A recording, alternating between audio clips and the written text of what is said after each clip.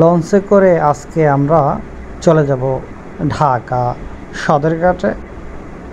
সদরঘাটে যাওয়ার আগে আমরা লঞ্চে উঠে পড়েছি।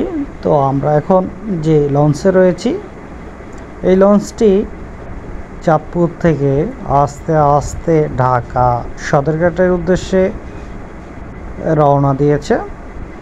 তো আমরা যে লঞ্চটিতে রয়েছি, লঞ্চটি বেশ বড়সড়। তো যাই হোক, আজকে আপনারা দেখতে পাচ্ছেন যে আকাশের অবস্থা পরিষ্কার রয়েছে, আকাশ ভালো রোদ উঠেছে। পাশাপাশি আমরা দেখছি যে নদীতে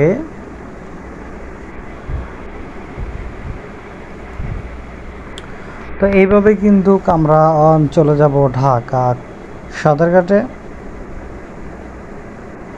তো আমরা যে লঞ্চে রয়েছি, লঞ্চ থেকে আমাদের কাছে আসলে ভালোভাবেই বাতাস লাগছে, নদীর ভালো বাতাস রয়েছে, আকাশটাও পরিষ্কার রয়েছে।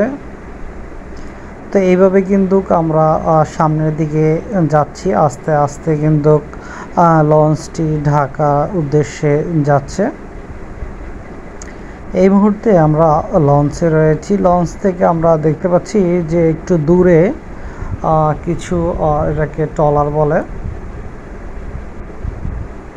যদি আমি ভুল না করে থাকি তাহলে এটাকে ট্রলার বলে থাকে। এখন আমরা দেখছি আর একটু সামনে এবং একটু দূরে এটাকে কি বলে আমি আসলে সঠিক বলতে পারছি না।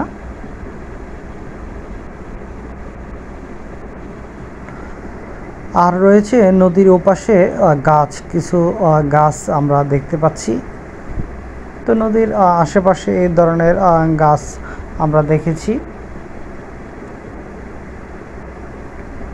আর নদীতে ঢেউ আসলে তেমন একটা আমরা দেখি নেই, যেটি দেখতে পাচ্ছি মোটামুটি স্বাভাবিকের মতোই, যেহেতু একটু বাতাস আছে। তা আমরা ব্যক্তিগতভাবে আমাদের কাছে বাতাস লাগছে। তো আসলে লঞ্চে করে এই ঢাকা সদরঘাটে আমরা যাচ্ছি। লঞ্চে করে আসলে যেতে ভালো লাগে। আপনার যেভাবে একটু হাঁটাহাঁটি করে এদিক ওদিক ঘোরাফেরা করে পরে যাওয়া যায়। এখন আমরা দেখতে পাচ্ছি আরেকটা ট্রলার, এটা বালু ভর্তি আমরা দেখতে পাচ্ছি। এটাতে করে বালু নিয়ে যায় বিভিন্ন জায়গায়, এই ট্রলার ভর্তি করে বালু নিয়ে যায়। এরকম বেশ আমরা দেখেছি যে অনেক ট্রলার রয়েছে যারা কিন্তু এই ট্রলারে করে এই বালু নিয়ে যায়।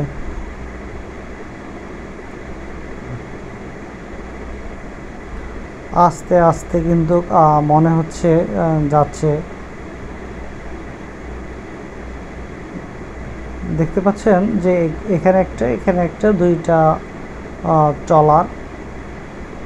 এটার মধ্যে কি রয়েছে আসলে আমি সঠিক বলতে পারছি না যে এটাতে কি রয়েছে, যেহেতু দেখা যাচ্ছে না। আকাশে কিন্তু ভালো রোদ রয়েছে। এই ট্রলারের মধ্যেও বালু রয়েছে, বালু নিয়ে যাচ্ছে ট্রলার ভর্তি।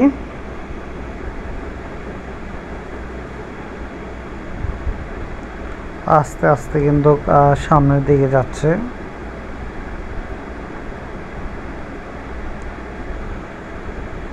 ওই যে দূরে দেখা যাচ্ছে ট্রলারের মতো, এটা হচ্ছে নদীর পাড়ে দূর দিয়ে যাচ্ছে, দূর থেকে দেখা যাচ্ছে। আস্তে আস্তে কিন্তু সামনের দিকে যাচ্ছে।